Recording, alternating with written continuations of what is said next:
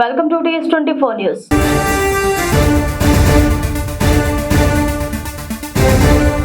తెలంగాణ వ్యాప్తంగా సవరించిన భూముల మార్కెట్ విలువలు నేటి నుంచి అమల్లోకి వచ్చాయి. ప్రభుత్వ నిర్ణయంతో సబ్ రిజిస్టర్ కార్యాలయాల్లో రిజిస్ట్రేషన్ల మోత మోగనుంది.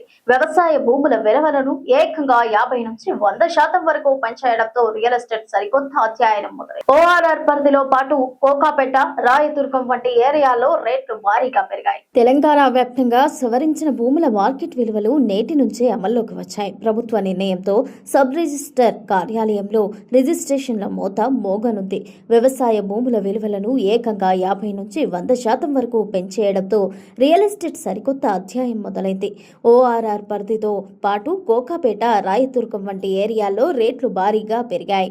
తెలంగాణలో భూములు, ఫ్లాట్లు, అపార్ట్మెంట్ల కొనుగోలు, అమ్మకాలపై ప్రభావం చూపే కీలక నిర్ణయం అమల్లోకి వచ్చింది. రాష్ట్ర ప్రభుత్వం సవరించిన కొత్త మార్కెట్ విలువలు జూన్ 5 నుంచి అమల్లోకి వచ్చాయి. ఇకపై రాష్ట్రంలోని 144 సబ్ రిజిస్టర్ కార్యాలయాల్లో జరిగే అన్ని రిజిస్ట్రేషన్లు కొత్త విలువల ఆధారంగానే నిర్వహించనున్నారు.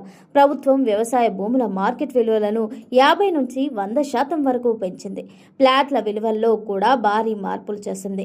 అపార్ట్మెంట్లకు మాత్రం 10 నుంచి 20% వరకు మాత్రమే పెంపించింది. బహిరంగ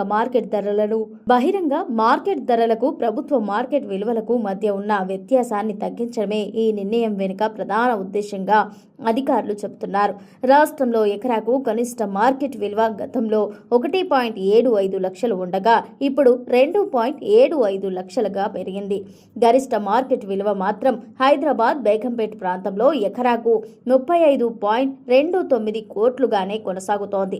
ORR పరిధిలోని అనేక ప్రాంతాల్లో భారీ పెంపులు చోటు చేసుకున్నాయి. భూముల విలువల పెంపులో కోకాపేట, కొంగరకలాన్, రాయదుర్గం, హఫీజ్పేట్, నాగోల్ వంటి ప్రాంతాలు ముందున్నాయి. కోకాపేట ఎకరా విలువ 30 లక్షల నుంచి 60 లక్షలకు పెరిగింది. కొంగరకలాన్ లో 15 లక్షల నుంచి 30 లక్షలకు, బూత్వెల్లో 5.5 కోట్ల నుంచి 8.25 కోట్లకు చేరింది. హఫీజ్పేట్ లో 11 కోట్ల నుంచి 18 కోట్లకు, రాయదుర్గంలో 9 కోట్ల నుంచి 15 కోట్లకు, నాగోల్లో 11 కోట్ల నుంచి 20 కోట్లకు పెంపు లభించింది. జిల్లాలో కూడా భూముల రేట్ల విలువల్లో మార్పులు చేశారు. నల్గొండలో ఎకరా విలువ 2.25 లక్షల నుంచి 3.93 లక్షలకు పెరిగింది. మిర్యాలగూడలో 4.5 లక్షల నుంచి 6.75 లక్షలకు, కరీంనగర్ గ్రామీణ ప్రాంతాల్లో 5.25 లక్షల నుంచి 6.03 లక్షల చేరింది. నిజామాబాద్ గ్రామీణ ప్రాంతాల్లో 78.40 లక్షల నుంచి 90.16 లక్షలకు పెంపు నమోదైంది. ఫ్లాట్ల మార్కెట్ విలువల్లో అత్యధిక పెంపు కోకాపేటలో కనిపించింది. అక్కడ చదరపు గజం విలువ 23,800 నుంచి 47,600కు పెరిగింది. అత్తాపూర్లో 20,300 నుంచి 30,500కు, కోంపల్లిలో 11,600 నుంచి 17,400కు చేరింది. హన్మకొండలో గజం విలువ 5,800 నుంచి 8,700కు చేరింది. దేశవ్యాప్తంగా ప్రధాన నగరాల్లో మెట్రో సేవలు అందుబాటులో ఉన్నాయి. ఢిల్లీ, ముంబై, పూణే, బెంగళూరు, చెన్నై, హైదరాబాద్ లాంటి ప్రధాన నగరాల్లో మెట్రో సౌకర్యం అందుబాటులో ఉంటుంది. జనాభా ఎక్కువగా నివసించే సిటీలలో మెట్రో సేవలను ప్రభుత్వాలు అందుబాటులోకి తీసుకొచ్చాయి. వీటి ద్వారా లక్షలాది మంది ప్రజలు తరచూ తమ గమ్యస్థానాలకు చేరుకుంటున్నారు. అయితే మెట్రోలలో ప్రయాణించేటప్పుడు ఎలాంటి రూల్స్ అమల్లో ఉంటాయి, రూల్స్ అతిక్రమిస్తే ఎలాంటి చర్యలు తీసుకుంటారు, జరిమానాలు ఎలా ఉంటాయి అనే విషయాలపై చాలా మందికి అవగాహన ఉండదు. దేశవ్యాప్తంగా ప్రధాన నగరాల్లో మెట్రో సేవలు అందుబాటులో ఉన్నాయి. ఢిల్లీ, ముంబై, పూణే, బెంగళూరు, చెన్నై, హైదరాబాద్ లాంటి ప్రధాన నగరాల్లో మెట్రో సౌకర్యం అందుబాటులో ఉంది. జనాభా ఎక్కువగా నివసించే సిటీలలో మెట్రో సేవలను ప్రభుత్వాలు అందుబాటులోకి తీసుకొచ్చాయి. వీటి ద్వారా లక్షలాది మంది ప్రజలు తరచూ తమ గమ్యస్థానాలకు చేరుకుంటున్నారు. అయితే మెట్రోలో ప్రయాణించేటప్పుడు ఎలాంటి రూల్స్ అమల్లో ఉంటాయి, రూల్స్ అతిక్రమిస్తే ఎలాంటి చర్యలు తీసుకుంటారు, జరిమానాలు ఎలా ఉంటాయి అనే విషయాలపై చాలా మందికి అవగాహన ఉండదు. మెట్రోలో ప్రయాణించేటప్పుడు అందరి భద్రత, పరిశుభ్రత కారణంగా నిబంధనలు పాటించాల్సి ఉంటుంది. లేకపోతే అధికారులు చర్యలు తీసుకోవడంతో పాటు జరిమానా విధిస్తారు. ప్రయాణించేటప్పుడు చెల్లుబాటు అయ్యే టికెట్ ఉండాలి. టికెట్ లేకుండా ప్రయాణించడం లేదా ఒకరి టికెట్ను ఇతరులు ఉపయోగించడం నేరంగా భావిస్తోంది. దీనికి అధికారులు జరిమానా విధిస్తారు. ఒక మెట్రోలో లగేజీపై కూడా పరిమితులు ఉన్నాయి. 25 కేజీల లోపు బరువు ఉన్న సామాన్లను మాత్రమే అనుమతి ఉంది. ఇక నిషేధిత వస్తువులైన పేలుడు పదార్థాలు, పెట్రోల్, కిరోసిన్, తుపాకులు, కత్తులు వంటి ప్రమాదకరమైన వస్తువులు తీసుకెళ్లడం నిషేధం. మెట్రో స్టేషన్లలో లేదా ట్రైన్ లోపల సిగరెట్, మద్యం త్రాగడం వంటివి నిషేధం. ఇలాంటి చర్యలకు పాల్పడితే మెట్రో అధికారులు పోలీసులకు ఫిర్యాదు చేస్తారు. దీంతో పోలీసులు మీపై కేసు నమోదు చేస్తారు. ఇక తోటి ప్రయాణికులకు అసౌకర్యం కలిగించేలా ప్రవర్తించడం, పెద్దగా అరవడం లాంటివి నిషేధం. ఇలాంటి చర్యలకు పాల్పడితే చర్యలు తీసుకుంటారు. తాజాగా నాగోల్ రాయదుర్గం వెళ్లే మెట్రోలో ఒక యువకుడు మెట్రో కోచ్ కిటికీ గ్లాస్ స్క్రీన్పై కాళ్లు పెట్టాడు. సీట్లో కూర్చుని కాళ్ళని గ్లాస్ స్క్రీన్పై పెట్టాడు. దీంతో అధికారులు 250 జరిమానా విధించారు. అలాగే పోలీసులు కేసు నమోదు చేశారు. మెట్రోలలో నిబంధనలు ఉల్లంఘిస్తే స్థానిక రాష్ట్రాల చట్టాల ప్రకారం చర్యలు ఉంటాయి. తెలంగాణలో బాణుడి బగబగలకు జనం అల్లాడిపోతున్నారు. మే నెల ముగిసినా ఎండల తీవ్రత, వడగాల్పుల ప్రభావం ఏమాత్రం తగ్గకపోవడంతో చిన్నపిల్లల ఆరోగ్యాన్ని దృష్టిలో ఉంచుకుని రాష్ట్ర ప్రభుత్వం కీలక నిర్ణయం తీసుకుంది. అంగన్వాడీ కేంద్రాలకు వేసవి సెలవులను జూన్ 13 వరకు పొడిగిస్తూ మహిళా శిశు సంక్షేమ శాఖ ఉత్తర్వులు జారీ చేసింది. జూన్ 14 ఆదివారం కావడంతో జూన్ 15వ తేదీ నుండి ఈ కేంద్రాలు తిరిగి యథావిధిగా పనిచేయడం ప్రారంభిస్తాయి.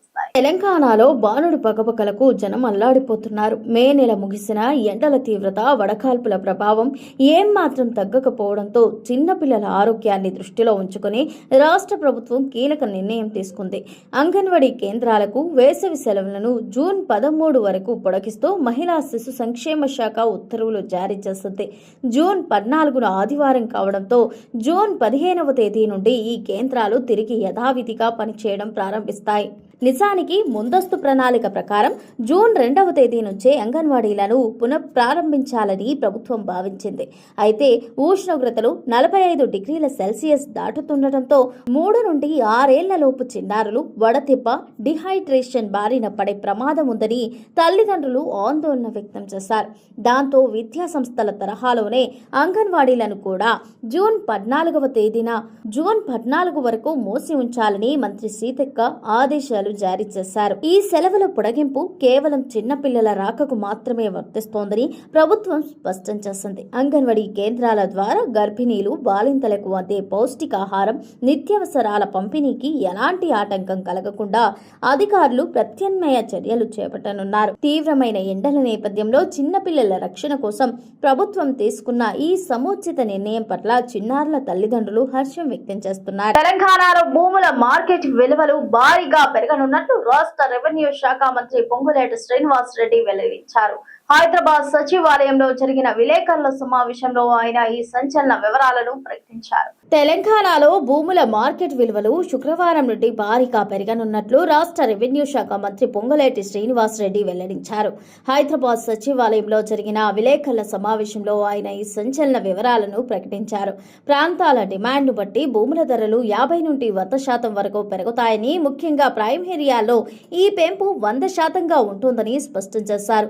ఈ భూముల విలువల సవరణ ద్వారా రాష్ట్ర ప్రభుత్వానికి అదనంగా 1200 కోట్ల నుండి 1400 కోట్ల వరకు రాబడి రానుందని అంచనా వేశారు. అయితే షేర్లింగంపల్లి, రాజేందర్ నగర్, కాజాగూడ వంటి ఇప్పటికే గరిష్ట ధరలు ఉన్న ప్రాంతాల్లో రిజిస్ట్రేషన్ ఛార్జీల పెంపుదల ఉండదని మంత్రి మినహాయింపునిచ్చారు. వ్యవస్థలో పారదర్శకత కోసం సబ్ రిజిస్టర్ల విచక్షణాధికారులకు కోత పెట్టి కేవలం కనీస అధికారాలు మాత్రమే ఉంచినట్లు మంత్రి తెలిపారు. భూసేకరణ వల్ల ప్రభుత్వానికి కొంత భారం పడినా రైతులకు మాత్రం ఖచ్చితంగా మేలు జరుగుతోందని, ఇన్నర్ సైడ్ ఎకరం కనీసం 15 లక్షలు పలుకుతోందని వివరించారు. ఎక్కడైనా తక్కువ ధరల నిర్ధారణలో పొరపాట్లు దొర్లితే సరిదిద్దడానికి ప్రత్యేక హెల్ప్ డెస్క్ ఫోన్ నెంబర్ను అందుబాటులోకి తెస్తామన్నారు. రెవెన్యూ శాఖలో అవినీతిని అంతమొందించేందుకు ఏసీబీ దాడులు పెరిగాయని, గత ప్రభుత్వ హయాంలో 3 ఏళ్లుగా మూలన పడ్డ వేల ఫైళ్లను తాము అధికారంలోకి వచ్చిన కొద్దీ నెలలోనే వేగంగా పరిష్కరించామని స్పష్టం చేశారు. అలాగే ఫ్యూచర్ సిటీ రద్దు చేసే ప్రసక్తే లేదని, త్వరలోనే తహసీల్దార్ల బదిలీలు ఉంటాయని పేర్కొన్నారు. మరోవైపు రాష్ట్ర వ్యాప్తంగా ఏడాదిన్నర కాలంలో 90% గ్రామాల భూ సర్వే పూర్తి చేయడమే లక్ష్యంగా పెట్టుకున్నామని మంత్రి ధీమా వ్యక్తం చేశారు. గత బీఆర్ఎస్ ప్రభుత్వ హయాంలో అక్రమంగా రిజిస్ట్రేషన్లు జరిగిన అసైన్డ్ భూముల గురించి ప్రస్తుత కాంగ్రెస్ ప్రభుత్వం వాటిని నిషేధిత జాబితాలో చర్చించిందని, త్వరలోనే వీటికి సంబంధించి ఒక స్పష్టమైన పాలసీని తీసుకువస్తామని ప్రకటించారు. ప్రజా సంక్షేమమే ధ్యేయంగా ఇందిరమ్మ ఇళ్లకు ఇప్పటి వరకు 7,000 కోట్లు విడుదల చేశామని, పాడి సేకరణ కూడా 90% పూర్తయిందని తెలిపారు. ప్రజలకు మరియు ప్రభుత్వానికి మంచి జరిగే ఎలాంటి కఠిన నిర్ణయాలైనా తీసుకోవడానికి తాను అస్సలు వెనకాడనంటూ మంత్రి పొంగులేటి కుండబద్దలు కొట్టారు. ఇంటిగ్రేటెడ్ ఆఫీస్ ని ఒక్కొక్క ఫర్మ్ కి ప్రభుత్వం నుంచి ₹1 కూడా ఖర్చు లేకుండా కట్టిన తర్వాత కూడా 5 సంవత్సరాలు మెయింటెనెన్స్ కూడా వారే చేసే విధంగా ఈ బిల్డింగ్లు ప్రెమిసెస్ వారికి హ్యాండ్ ఓవర్ చేయడం జరిగింది. ఈనాడు 75,000 స్క్వేర్ ఫీట్ తో అత్యంత అధునాతన అంగులతో కార్పొరేట్ స్టైల్లో ఎవరైతే అమ్ముకున్న వాళ్ళకి కొనుక్కునే వారికి చంటి పిల్లలతో వచ్చిన వయోవృద్ధులు వచ్చిన కంఫర్ట్ గా ఉండే విధంగా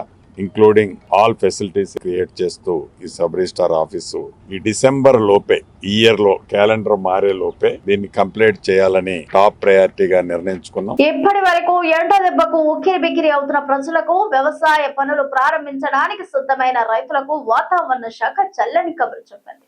నైరుతి రుతుపవనాలు కేరళను తాకాయని ఐఎండీ తెలిపింది. కేరళ తర్వాత కర్ణాటక, తమిళనాడు, కోమేరెన్ ప్రాంతం, లక్షద్వీప్, బంగాళాఖాతంలో అరేబియా సముద్రంలోని పలు ప్రాంతాలకు విస్తరించినట్లు చెప్పారు.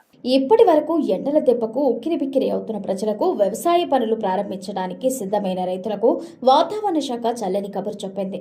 నైరుతి రుతుపవనాలు కేరళను తాకాయని ఐఎండీ తెలిపింది. కేరళ తర్వాత కర్ణాటక, తమిళనాడు, కొమలిన్ ప్రాంతం, లక్షద్వీప్, బంగాళాఖాతంలో అరేబియా సముద్రంలోని పలు ప్రాంతాలకు విస్తరించినట్లు చెప్పారు. ముందు జూన్ 1న రుతుపవనాలు కేరళను తాకాయని అంచనా వేశారు. కానీ 3 రోజుల తర్వాత ఆలస్యంగా కేరళను తాకాయి. రుతుపవనాలు విస్తరించడానికి అనుకూలంగా ఉండటంతో మరో 2-3 రోజుల్లో కర్ణాటక, ఆంధ్రప్రదేశ్, గోవా, మహారాష్ట్ర, ఈశాన్య రాష్ట్రాలు అరేబియా బంగాళాఖాతానికి విస్తరిస్తాయని చెబుతున్నారు. ఈ ఏడాది రుతుపవనాల సీజన్లో జూన్ నుంచి సెప్టెంబర్ వరకు 90% వర్షపాతం నమోదయ్యే అవకాశం ఉందని భావిస్తున్నారు. అయితే కేరళను తాకిన రుతుపవనాలు రాయలసీమ జిల్లాలో 2 రోజుల్లో తాకుతాయని, ఆ తర్వాత మెల్లిగా ఆంధ్రప్రదేశ్ మొత్తం తాకుతాయని, ఈ నెల 15 నాటికి విస్తరిస్తాయని విశాఖ తుఫాన్ హెచ్చరికల కేంద్రం శాస్త్రవేత్త జగన్నాథ కుమార్ అంటున్నారు. నైరుతి రుతుపవనాలు విస్తరించి వర్షాలు పడినా సరే ఉక్కపోత, వేడి పరిస్థితులు వెంటనే తగ్గవని భావిస్తున్నారు. అంతేకాదు, దక్షిణ కోస్తాలో వేడి గాలుల ప్రభావం కొద్ది రోజులు కొనసాగుతోంది అంటున్నారు.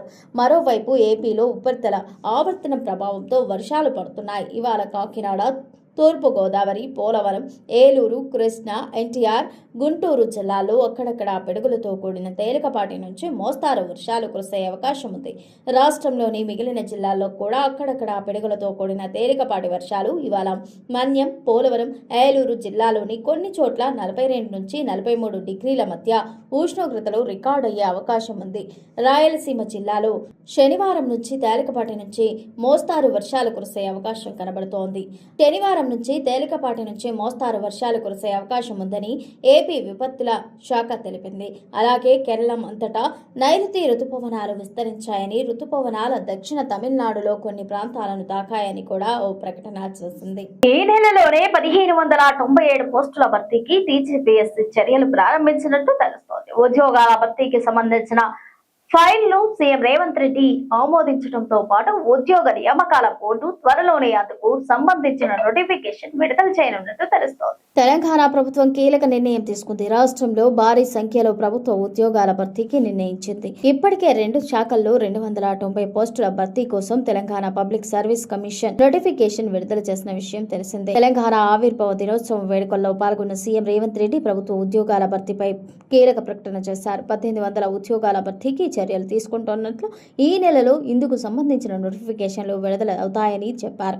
ఈ క్రమంలో ఇప్పటికే 290 పోస్టుల భర్తీకి నోటిఫికేషన్ విడుదల కాగా మరో 1,597 పోస్టుల భర్తీకి నోటిఫికేషన్ విడుదల చేసేందుకు టీజీపీఎస్సీ సిద్ధమైంది. ఇది ఇవాల్టి బులెటిన్. మరో బులెటిన్ తో మళ్ళీ కలుద్దాం. Stay tune TS 24 news.